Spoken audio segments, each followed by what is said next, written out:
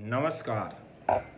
मैं आचार्य doctor Dalip Kumar PhD gold medallist Navyug Jyotish Shikshan संस्थान की पाठशाला में आपका स्वागत करता हूं।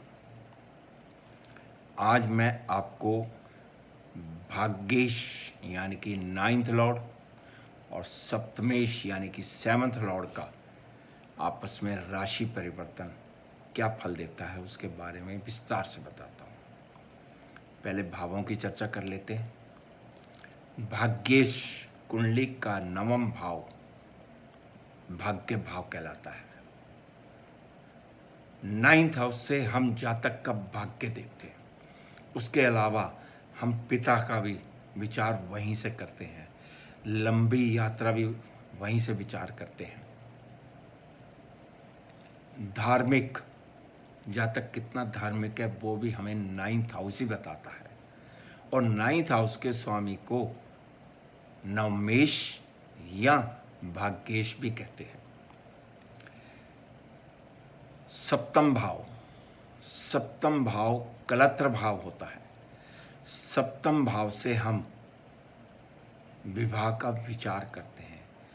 स्पाउस पत्नी का रंग रूप, स्वभाव और व्यापार का, पार्टनरशिप का भी विचार करते हैं।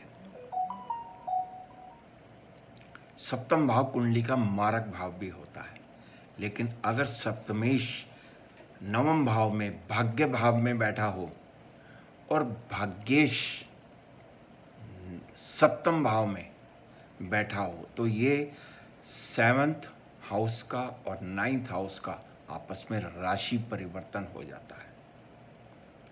अब इस राशि परिवर्तन के बहुत फायदे होते हैं। सप्तमेश यानी कि विवाह, पत्नी का, स्पाउस का भाव, वो आपके भाग्य भाव में जाके बैठ गया। और भाग्येश आपका सेवन्थ हाउस में आ गया। पहला तो सबसे पहले ये केंद्र त्रिकोण का संबंध है और ये राजयोग बन गया बहुत बड़ा। अब सप्तमेश अगर भाग्य भाव में जाके बैठा है तो यानी कि विवाह के बाद जातक का भाग्य उदय होगा। या भाग्येश सेवन्थ हाउस में जाके बैठा है तो वो भी विवाह के बाद इंडिकेट करता है कि भाग्य उदय विवाह के बाद ही होगा। लेकिन अगर इन दोनों का राशि परिवर्तन हो जाए तो ये केंद्र कोण का संबंध भी है और बहुत शुभ फलदायक होता है। अब आपको लगन के अनुसार बताता हूं कि किस लगन में कितना फल देते हैं ये। विवाह के बाद भाग्य उदय तो होना ही होना, ये कम या ज़्यादा या बहुत ज़्यादा। सबसे पहले बात करते हैं हम मेष लगन की। मेष लगन में सप्तम भाव का स्वामी शुक्र और नवम भाव का स्वामी गुरु, अगर ये दोनों आपस में राशि परिवर्तन करते हैं तो ये बहुत शुभ फलदायक होते हैं। विवाह के बाद बहुत तरक्की करते हैं, व्यापार में तरक्की होती है, पत्नी का साथ बहुत मिलता है, स्पाउस का साथ बहुत मिलता है। और ये दोनों, गुरु हालांकि शुक्र को शत्रु मानता है लेकिन शुक्र गुरु को सम मानता है। थोड़ी सी कमी होगी लेकिन भाग्य जरूर उदय होगा विवाह के बाद। अब जैसे मैंने पिछली वीडियो में आपको बताया था कि किसी नैसर्गिक पाप ग्रह का प्रभाव बिल्कुल नहीं होगा तभी ये रिजल्ट मिलेंगे। अगर पाप ग्रहों का प्रभाव होगा तो उतने अच्छे रिजल्ट नहीं मिल पाएंगे, और शुभ ग्रहों का प्रभाव होगा तो बहुत अच्छे रिजल्ट मिलेंगे। अब बात करते हैं वृष लगन की। वृष लगन में सप्तमेश होता है मंगल और नवम भाव का स्वामी होता है शनि। शनि मंगल को शत्रु मानता है लेकिन मंगल शनि को सम मानता है। अब यदि शनि भाग्येश होकर सप्तम भाव में बैठा हो और तो वो तो शत्रु के घर में मंगल उसे सम मानता है। लेकिन अगर सप्तमेश मंगल भाग्य भाव में बैठा हो तो उसकी उच्च राशि है। यानी कि ये विवाह के बाद भाग्य उदय बहुत तेजी से करेंगे, बहुत अच्छा रिजल्ट मिलेगा, बहुत अच्छा। दोनों पति पत्नी धार्मिक भी होते हैं। यात्राएं, लंबी यात्रा भी 9th हाउस से देखी जाती है। 7th हाउस से व्यापार भी देखा जाता है, यानी कि व्यापार यह 7th हाउस विवाह का है, हनीमून के लिए आपस में प्रेम बना रहेगा, घूमते रहेंगे, लंबी यात्राएं भी करेंगे, बहुत शुभ फलदायक है। अब इसके बाद बात करते हैं मिथुन लगन की। मिथुन लगन में 7वें भाव का स्वामी होता है गुरु और 9th लॉर्ड होता है शनि, यानी कि शनि गुरु को सम मानता है, गुरु शनि को सम मानता है। ये दोनों आपस में शत्रु भी नहीं है, तो बहुत शुभ फल मिलेगा। इस राशि पर विवाह के बाद बहुत तरक्की करेंगे, भाग्य उदय हो जाएगा जातक का, आपस में प्रेम बहुत बना रहेगा, क्योंकि ये केंद्र त्रिकोण का संबंध भी बनता है। प्रेम बना रहेगा, भाग्य उदय होगा, लंबी यात्राएं बहुत करेंगे, व्यापार में बहुत उन्नति होगी, धन ऑटोमेटिकली आता है। इसके बाद बात करते हैं हम कर्क लगन की। कर्क लगन में 7th हाउस होता है शनि की मकर राशि, यानी कि 7th लॉर्ड है शनि और 9th लॉर्ड है उसमें गुरु। ये दोनों एक दूसरे को शत्रु नहीं मानते, सम मानते हैं। तो इन दोनों का आपस में राशि परिवर्तन जातक को शादी के बाद भाग्य भी उदय करेगा, यात्राएं बहुत करेगा, व्यापार में बहुत वृद्धि होगी और धन लाभ ऑटोमेटिकली होता है। पाप ग्रहों का प्रभाव नहीं होना चाहिए, मैं बार बार ये बता रहा हूँ, पिछली वीडियो में भी बताया था, अभी भी बता रहा हूँ। अब बात करते हैं सिंह लगन की। सिंह लगन में 7वें भाव का स्वामी है शनि और 9वें भाव का स्वामी है मंगल। शनि मंगल को शत्रु मानता है, लेकिन मंगल शनि को सम मानता है।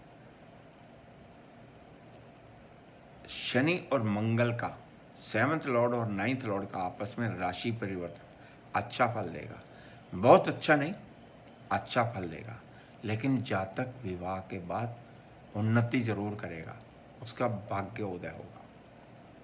अब बात करते हैं कन्या लगन की। कन्या लगन में 7वें भाव का स्वामी है गुरु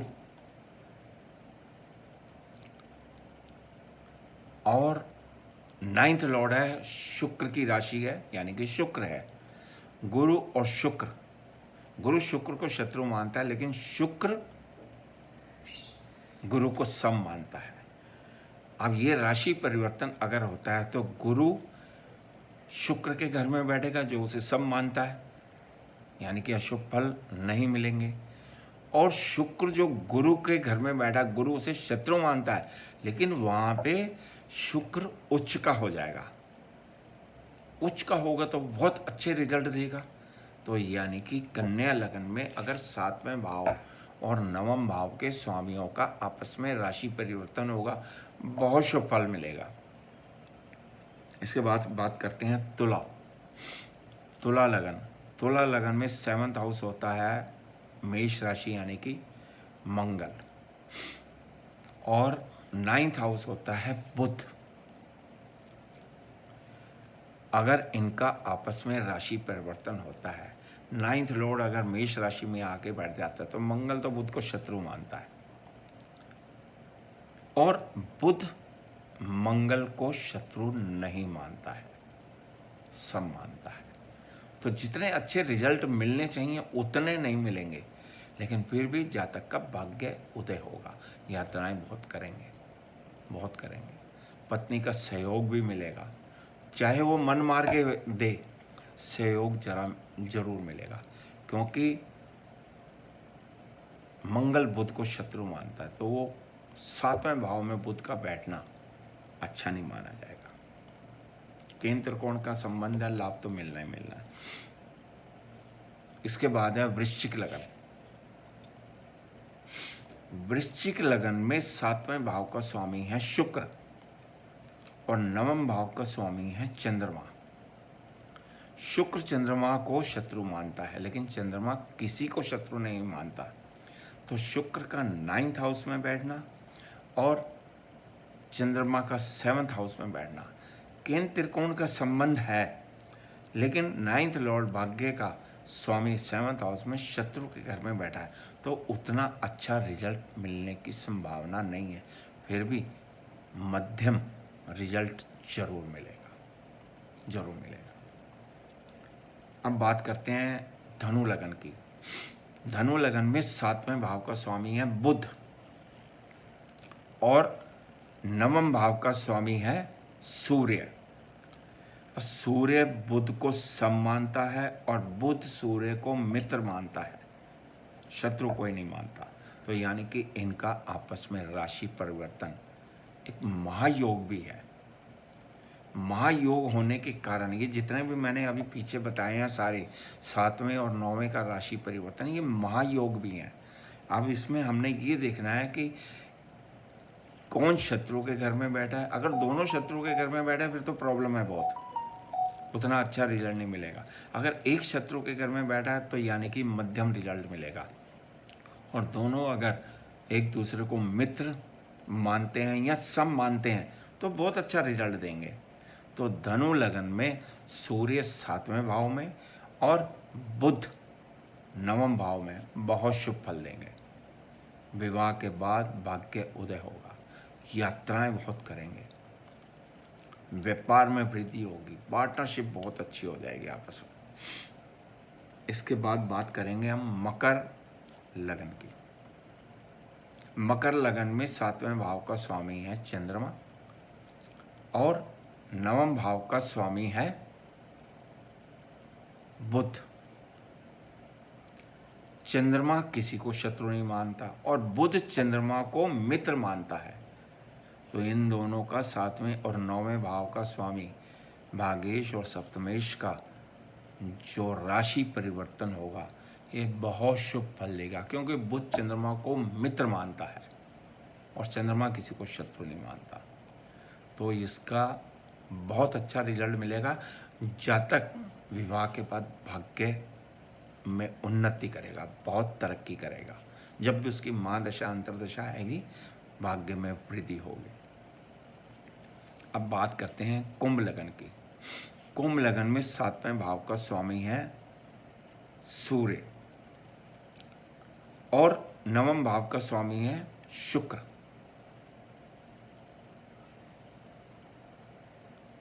अब शुक्र सूर्य को शत्रु मानता है, सूर्य भी उसका शत्रु मानता है। जब दो शत्रु, हालांकि सूर्य जब वहाँ जाके बैठेगा 9th हाउस में प्लेसमेंट होगी उसकी, तो वो नीच हो जाएगा, लेकिन राशि परिवर्तन के कारण नीच भंग हो जाता है। अब दोनों एक दूसरे के शत्रु के घर में बैठे हैं तो उतना अच्छा रिजल्ट तो नहीं देंगे जितना देना चाहिए। कुछ भाग्य के बाद वृद्धि होगी, लेकिन वो थोड़ा लोएस्ट कैटेगरी में आ जाएगा, लोअर साइड में चला जाएगा। इसके बाद है मीन लगन। मीन लगन में 7वें भाव का स्वामी बुध और 9वें भाव का स्वामी मंगल आपस में अगर राशि परिवर्तन करते हैं तो केंद्र कोण का संबंध है, राजयोग भी है, महायोग भी है। लेकिन मंगल बुध को शत्रु मानता है, वो उसको अपने घर में उतना शुभ फल नहीं दे पाएगा जितना दे सकता था, और बुध मंगल को सब मानता है। अब आप जितने भी मैंने आप यहाँ पे मीन लगन में बहुत अच्छा फल नहीं मिलेगा, लेकिन कुछ परसेंटेज जरूर मिलेगा।